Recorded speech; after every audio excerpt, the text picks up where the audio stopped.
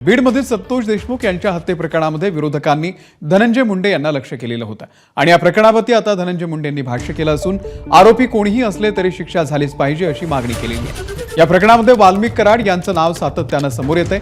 याच वाल्मिक कराड यांची भाजपचे आमदार सुरेश धस यांच्यासोबत सुद्धा जवळीक असल्याचा आरोप धनंजय मुंडे यांनी केलाय। सुरुवातीला सभागृहामध्ये सुरेश धस यांनी वाल्मिक कराड यांच्या मुद्द्यावरून धनंजय मुंडे यांना लक्ष्य केलेलं होतं।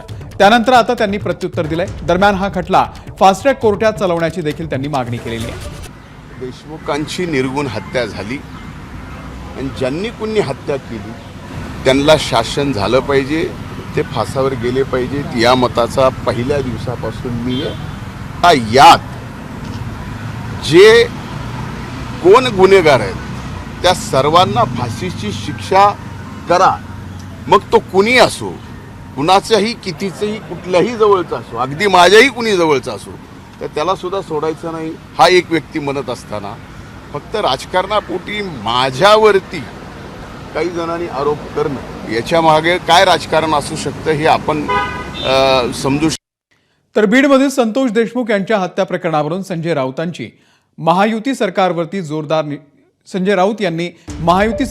जोरदार निशाणा साधलाय।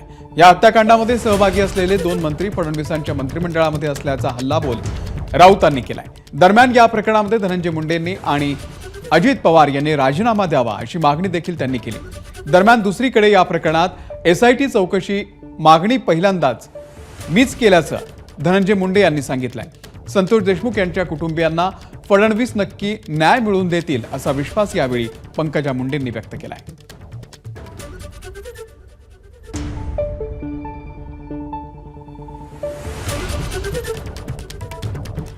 बीडमधल्या हत्याकांडांचा गुन्हेगारीचा सूत्रधार हा तुमच्या मंत्रिमंडळात आहे। तुम्हाला लाज वाटली पाहिजे देवेंद्र फडणवीस। एक नाही 2 मंत्री त्या भागातले ज्यांनी ही हत्याकांड घडवलेली आहेत हे तुमच्या मंत्रिमंडळामध्ये आहेत। कोणी भाजपमध्ये आहे तर कोणी अजित पवारांच्या मंत्रिमंडळात आहेत। शाहू फुले आंबेडकरांची नावं घेता ना तुम्ही? तुम्हाला लाज वाटते का यांची नावं घ्यायला? असा त्यांनी महाराष्ट्र घडवा असं कधी मार्गदर्शन केल्याचं माझ्या तरी स्मरणात नाही। त्याच्यावर सगळ्यात पहिली मागणी या राज्यामध्ये कोणी केली असेल की एसआयटी लावा, तर ती मी मागणी केली गोपीनाथ गडावर मुंडे साहेबांच्या जयंतीच्या दिवशी। आणि त्या क्रूर प्रकरणाविषयी मी तीव्र संताप आणि निषेध केलेला आहे। आणि आता गृहमंत्री आणि मुख्यमंत्री दोन्ही देवेंद्रजी असल्यामुळे ते त्याच्यामध्ये जातीने लक्ष घालून न्याय भूमिका घेऊन त्या माझ्या लेकराला न्याय देतील। कारण तो माझा बूथ प्रमुख होता, तर माझ्यावर काम करत होता देशमुख। तो माझ्याबरोबर एक चांगलं सरपंच म्हणून त्यांनी काम केलेलं आहे आणि त्याच्या घरच्यांना न्याय देतील असं मला विश्वास आहे। असं आहे की जर लोकभावना इतकी तीव्र आहे, धनंजय मुंडे यांनी नैतिकतेच्या मुद्द्यावर राजीनामा दिला पाहिजे। मी नैतिकतेचा प्रश्न काय, देवेंद्र फडणवीस आणि नैतिकतेच्या मुद्द्यावर मुंड्यांचा राजीनामा घेतला पाहिजे। मुंड्यांचाच नाही तर अजित पवारांचा राजीनामा घेतला पाहिजे, कारण त्यांना मंत्रिमंडळात घेतलेला आहे।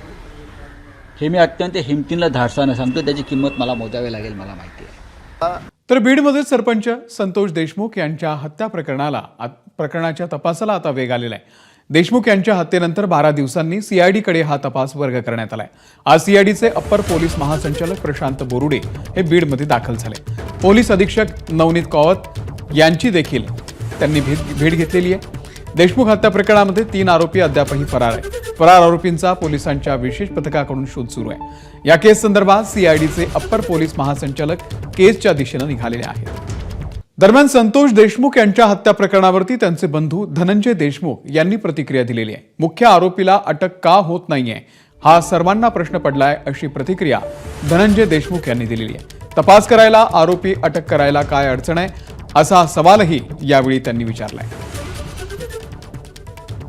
तेच प्रश्न आहे ना सगळ्यांना पडला की आरोपी अटक का नाही होत, काय अडचण आहे आरोपीला अटक करायला, तपास करायला काय अडचण आली? त्या यंत्रणेशी तुम्ही संपर्क साधून तुम्ही पण माहिती घेतली पाहिजे की काय विषय कुठपर्यंत चालू आहे। एबीपी माझा, उघडा डोळे बघा नीट।